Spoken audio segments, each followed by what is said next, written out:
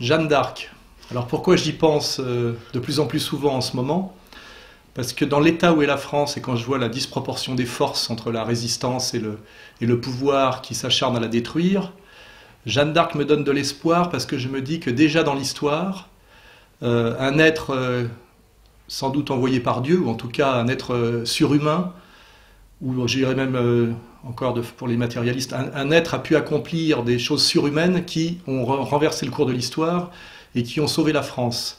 Si au Moyen-Âge, une jeune fille issue de la paysannerie française de 17 à 19 ans a pu renverser le cours de l'histoire, c'est-à-dire chasser un occupant qui, je crois, contrôlait pratiquement 70% du territoire français, avec la trahison, comme à chaque fois, de certaines de ses élites, notamment à l'époque les Bourguignons. Ce miracle historique, peut peut-être se reproduire.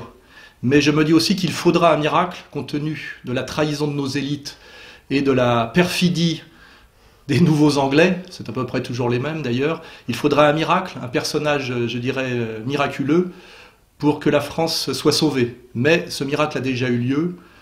Donc quand on croit à la France, quand on croit aussi peut-être à la divine providence, on se dit que ce miracle pourrait se reproduire, et qui pourrait se reproduire d'autant plus que la situation aujourd'hui ressemble exactement à celle qui a précédé la venue de la pucelle d'Orléans. Voilà ce que je dirais sur Jeanne d'Arc, qui est une analyse, je dirais, qui pourra satisfaire les religieux comme les non-religieux. Voilà.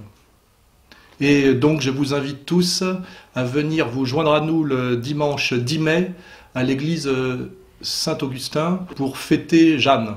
Voilà, la sauveuse de la France. Voilà. Fille de Dieu.